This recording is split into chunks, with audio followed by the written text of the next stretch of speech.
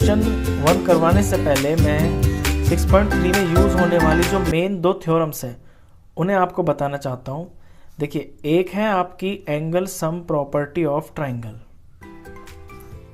ये थ्योरम आपकी 6.7 है। ये आपके लिए नई नहीं है क्योंकि 7th क्लास में आप ऑलरेडी ये चीज़ सीख चुके हैं। बस थोड़ा सा मुझे आपको बताना है कि किसी भी ट्राइंगल के तीनों एंगल मिलके 180 डिग्री के होते हैं, इतनी सी बात है। यानी ए, बी और सी, ये आपका एक ट्राइंगल है, तो angle A plus angle B plus angle C, तीनों के तीनों एंगल मिलके आपके 180 डिग्री के होते हैं।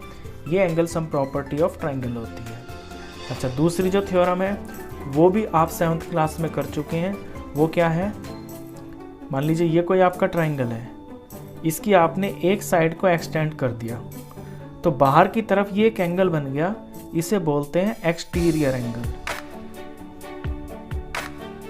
और इस एक्सटीरियर एंगल की जो वैल्यू होती है ना, वो आपके ट्राइंगल के अंदर वाले 2 अपोजिट एंगल के बराबर होती है।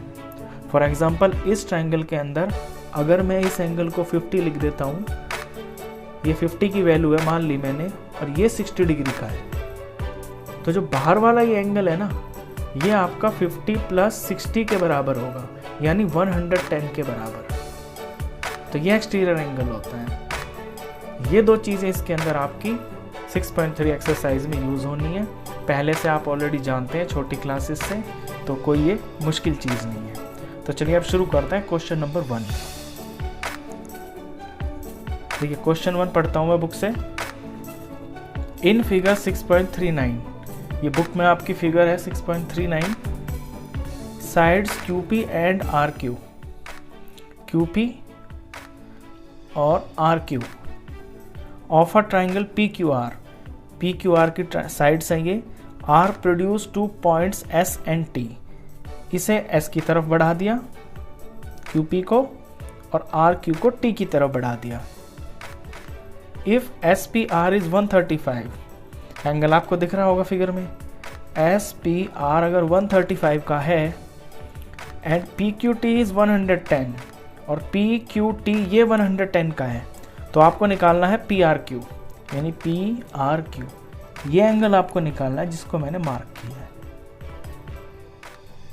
इसको। तो सबसे पहले तो देखिए, पेपर में आप अपनी फिगर ज़रूर बनाना, और जो चीज़ आपको गिवन है उन्हें प्रॉपर तरीके से इस तरह से लिखना। अगर आपको पूरे मार्क्स चाहिए तो क्वेश्चन को पूरे तरीके से आप करना। फाइंड क्या करना है उसे भी इस तरह लिखना, टू फाइंड PRQ। अब क्वेश्चन की शुरुआत करते हैं हम लीनियर पेयर से। देखिए, आप चाहे ये साइड ले लें चाहे ये ले लें, मैं ये ले लेता हूँ। लीनियर पेयर आप जानते हैं, जब किसी एक लाइन के ऊपर आपके 2 एंगल बन रहे हो तो वो दोनों के दोनों एंगल मिलके 180 डिग्री के होते हैं। तो अगर आपको एक का वैल्यू पता है तो दूसरे की माइनस करके 180 में से माइनस करके दूसरा पता चल जाएगा। तो यहाँ जो PQR ट्राइंगल है, इसके अंदर मैं इस T एंगल की वैल्यू निकाल सकता हूँ इस 135 को यूज़ करके। तो इसमें मैं लीनियर पेयर लगाऊंगा क्योंकि ये सीधी लाइन बन रही है, तो मैं लिखूंगा SPR, angle SPR plus RPQ is equal to 180 degree. Reason, linear pair. अच्छा, SPR की वैल्यू मुझे 135 पता है, तो मैं यहाँ 135 पुट कर लूंगा, और RPQ अननोन है, एज इट इज लिख लूंगा। तो यहां से एंगल RPQ की वैल्यू आ जाएगी 180 डिग्री माइनस, और ये इधर चला जाएगा 135 डिग्री।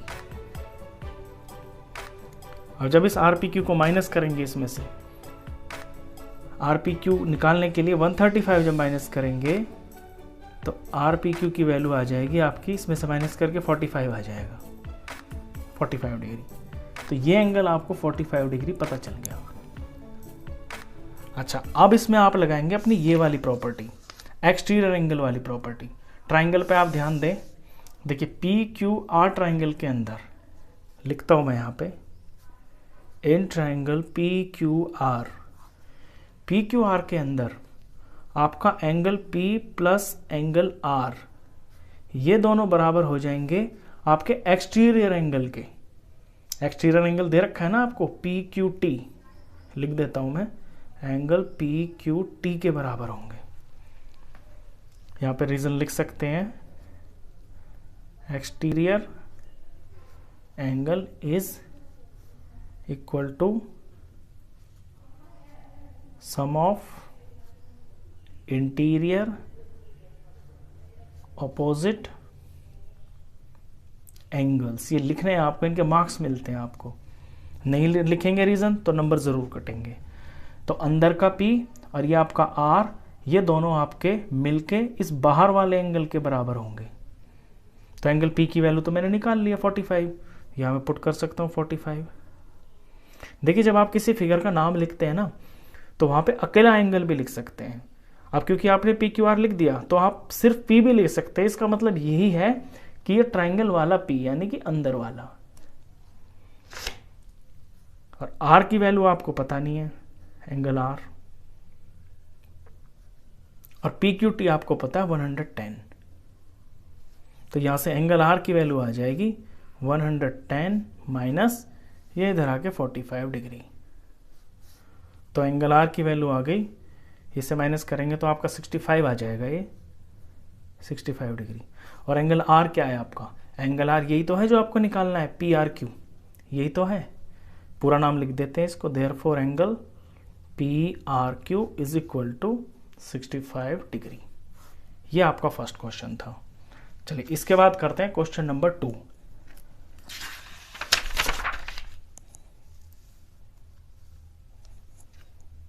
क्वेश्चन 2 में कहता है इन फिगर 6.40, ये बुक में फिगर दी हुई है आपको, angle x is equal to 62 degree. ये एंगल x है बिल्कुल अकेला, ये 62 डिग्री है। X Y Z is 54, X Y और z यहां से यहां तक, यानी पूरा एंगल है ये y का, यहां से यहां तक 54। If YO and ZO are the bisectors of X Y Z, ये जो YO है ना और ये जो OZ है, ये बाइसेक्टर्स हैं। किन किन के? XYZ का बाइसेक्टर तो OY है और XZY का बाइसेक्टर OZ है। बाइसेक्टर का मतलब होता है वो जो किसी चीज को दो टुकड़ों में बांट दे। तो यहां पे तो एंगल है ना, तो ये जो लाइन है ये इसको बराबर दो टुकड़ों में बांट रही है। ये Y आधा आधा हो जाएगा और यहां से ये और ये आपके बराबर हो जाएंगे दोनों angle. Find OZY and YOZ, तो आपको निकालना है OZY, OZ और Y। मैं इसको नंबर 1 रख देता हूं, ये रख दिया। और YOZ इसको मैं 2 रख देता हूं। नंबर 1 और नंबर 2 की वैल्यू आपको निकालनी है। चलिए देखिए शुरुआत कैसे करेंगे सवाल की। अभी अभी आपने सीखा है angle sum property of triangle. तो ट्राइंगल के 3 एंगल मिलके 180 डिग्री के होते हैं, वहां से शुरू करेंगे। तो in triangle XYZ, angle X plus angle Y plus angle Z is equal to 180 degree. क्यों? Angle sum property of triangle. अब ये आपका 60 डिग्री है, 62 है, ये आपका 54 है। एंगल Z आपको पता नहीं है, इसे एज इट इज रख लें 180 डिग्री।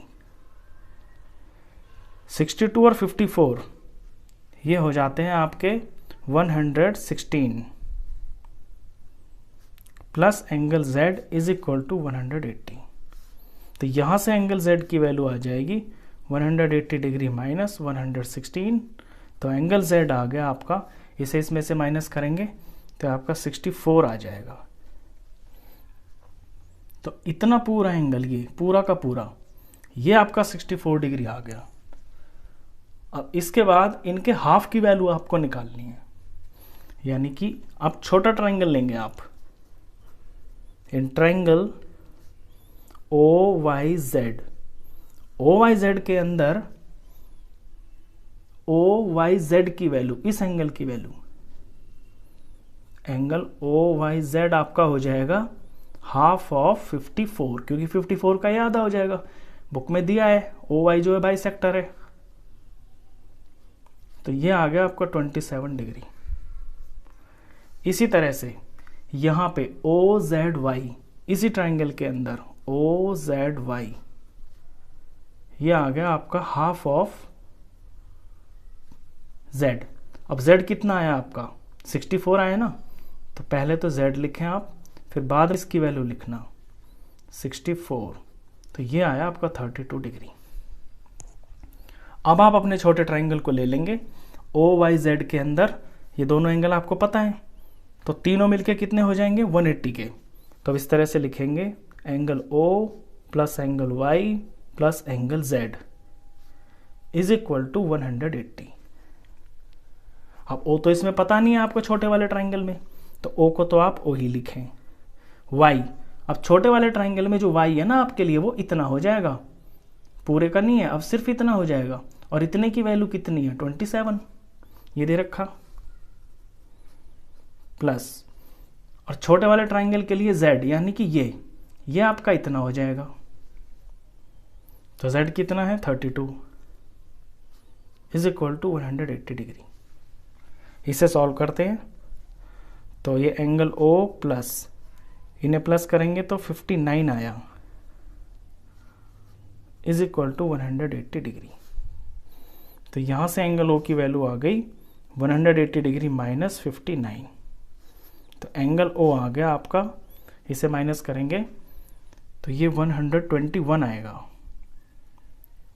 और O क्या है, O आपका वाई और जेड ही तो है, तो देयरफॉर, अब यहाँ पे आप आंसर लिखेंगे therefore angle O Y Z is equal to 121। ये तो था आपका सेकंड। फर्स्ट में आपसे पूछा था O Z Y, O Z Y आपका यही था जो आपका जेड का हाफ आया था, तो यहाँ फर्स्ट लिख देंगे and angle O Z Y, O Z Y इसका हाफ ही तो होगा, जो 64 का हाफ आया था यहाँ पे निकाल दिया, ये रहा O Z Y. Final answer में आप एक साथ लिख दें इनको, ये आया आपका 32 डिग्री। तो ये इसके आंसर्स थे आपके। चलिए इसका क्वेश्चन नंबर 3 और कर लेते हैं।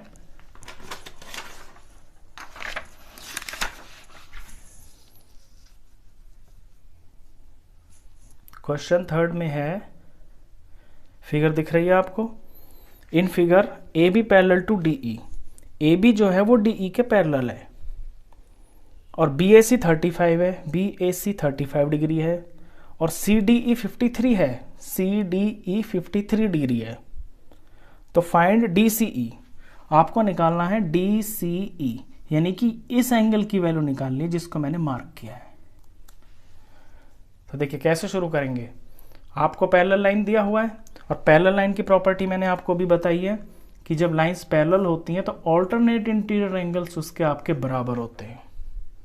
तो यहाँ पे A B C D parallel है, सॉरी ए बी और डी ई पैरेलल है, और ये ए ई इसका ट्रांसवर्सल है, ये इसको काट रही है, ये इस तरह से है ऐसे, तो ये 35 है, तो जो इधर वाला है ये वाला, ये भी 35 होगा, यानी कि इसके अंदर ये एंगल जो है ना आपका 35 हो जाएगा।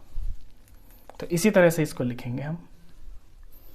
तो सॉल्यूशन में, since A B parallel to D E, therefore angle AED is equal to angle BAE.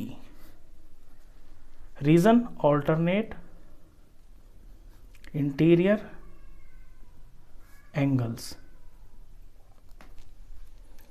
अब AED तो निकालना ही है आपको, और BAE की वैल्यू 35 दे रखी है, तो पता चल गया कि ये भी 35 है। अच्छा, अब इस नीचे वाले ट्राइंगल में देखें आप, CDE में आपको दो एंगल पता चल गए, और तीनों मिलके 180 होते हैं, तो एंगल सम प्रॉपर्टी लगा के आपका एंगल C आ जाएगा। अब अपने ट्राइंगल को ले लेते हैं, in triangle CDE, angle C plus angle D plus angle E is equal to 180 degree. Reason, angle sum property of triangle. C की वैल्यू आपको पता नहीं है, D आपका 53 है, ई आपका 35 है, तीनों मिलके 180 डिग्री। सी आपको पता नहीं है, ये दोनों मिलके आपके हो गए 88 इज इक्वल टू 180 डिग्री। यहां से सी की वैल्यू निकालेंगे तो 180 डिग्री में से ये 88 इधर जाके आपका माइनस हो जाएगा। तो एंगल सी की वैल्यू आ गई आपकी 88 को इसमें से जब माइनस करेंगे तो ये आपका 92 आ जाएगा। और सी की ही वैल्यू आपको निकालनी है। देखिए ये तो मार्क कर रखा था मैंने, अब इसको अपने आप बुक वाले नाम से लिख दीजिए। जो सी है आपका वो DCE ही है। तो आंसर में ऐसे लिख दें, therefore angle DCE is equal to 92 degree. ये आपका आंसर है।